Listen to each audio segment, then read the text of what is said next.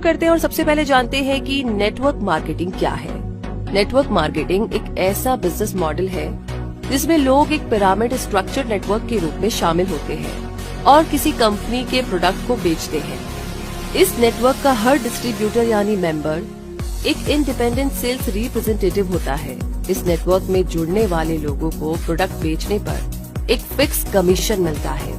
जब भी वो कोई प्रोडक्ट बेचते हैं या फिर उनके द्वारा नेटवर्क में जोड़ा गया नया मेंबर कोई प्रोडक्ट सेल करता है, तो इस बिजनेस मॉडल में हर पार्टिसिपेंट को IBO कहा जाता है, यानी इंडिपेंडेंट बिजनेस ओनर्स, क्योंकि वो अपने बिजनेस को खुद प्रमोट करते हैं।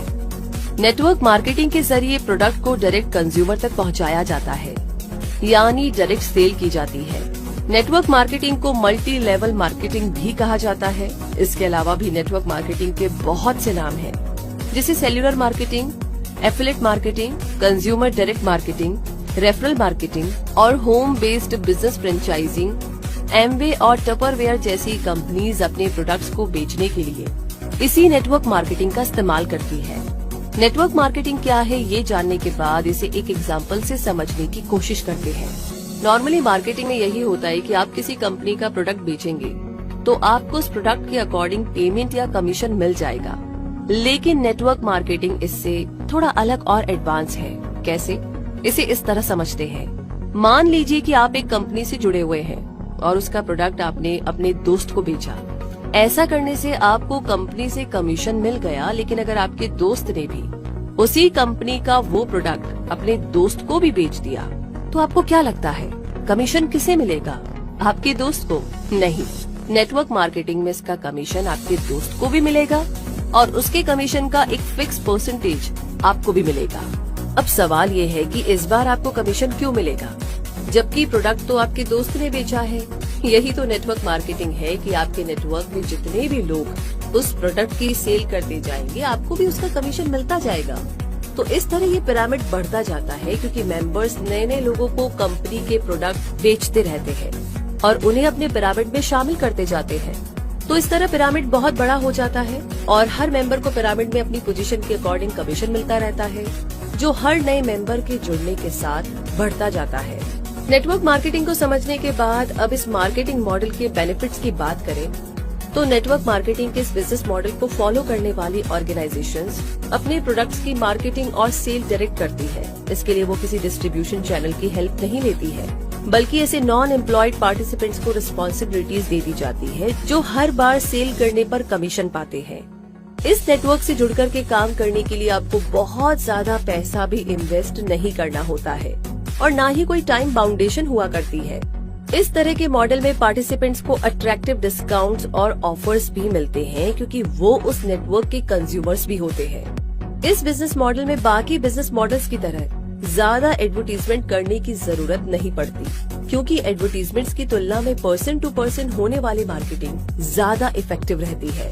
इस मार्केटिंग मॉडल का पिरामिड नेटवर्क बहुत बड़ा हो जाता है और इसके साथ ही हर पार्टिसिपेंट का कमीशन भी बढ़ता जाता है। ये नेटवर्क कमीशन बेस्ड नेटवर्क है, जिसमें पार्टिसिपेंट्स को कोई फिक्स सैलरी नहीं दी जाती है, बल्कि जितना अच्छा वो परफॉर्म करते जाएंगे उतना उनका कमीशन यानी प्रॉफिट भी बढ़ता जाएगा।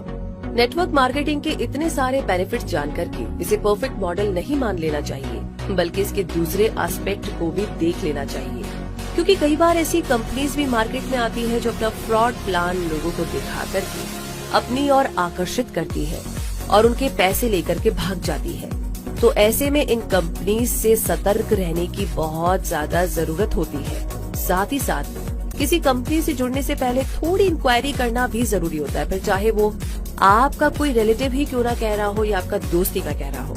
इसलिए नेटवर्क मार्केटिंग की किसी भी कंपनी से जुड़ने से पहले आपको इन सवालों के जवाब पता कर लेने चाहिए। उस कंपनी के प्रिंसिपल्स क्या है, उस कंपनी के फाउंडर का ट्रैक रिकॉर्ड क्या है, उस कंपनी में ट्रेनिंग कैसे दी जाती है, क्या आप उस कंपनी के प्रोडक्ट्स को यूजफुल समझते हैं, क्या उस प्रोडक्ट की क्वालिटी और प्राइस आपको रीजनेबल लगती है, क्या आपके करीबी लोग उस प्रोडक्ट को खरीदने और यूज करने के लिए उत्साहित होंगे, क्या इस कंपनी के प्रोडक्ट्स को इफेक्टिवली प्रमोट किया गया है।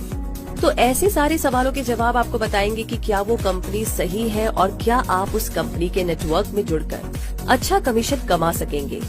तो दोस्तों आजकल बहुत कंपटीशन का जमाना है और थोड़ा सा ज्यादा पाने की चाह में अक्सर लोग बहुत गलत फंस जाते हैं, क्योंकि लोगों के पास दिखाने के लिए बहुत कुछ है, लेकिन कौन कितना रियल है या नहीं ये सारी जांच पड़ताल आप ही को करनी होगी। इसलिए किसी की बात में ना आए, अपनी तरफ से आराम से टाइम लेकर सारी रिसर्च करें और तभी आगे बढ़े, क्योंकि यहाँ पर आपकी खून पसीने की सारी कमाई लग रही होती है, आपका टाइम जा रहा होता है। मेक श्योर कि आप आराम से तसल्ली से टाइम लेकर रिसर्च करें और तभी आगे बढ़े और बाकी लोगों को भी अपने आप से जोड़े।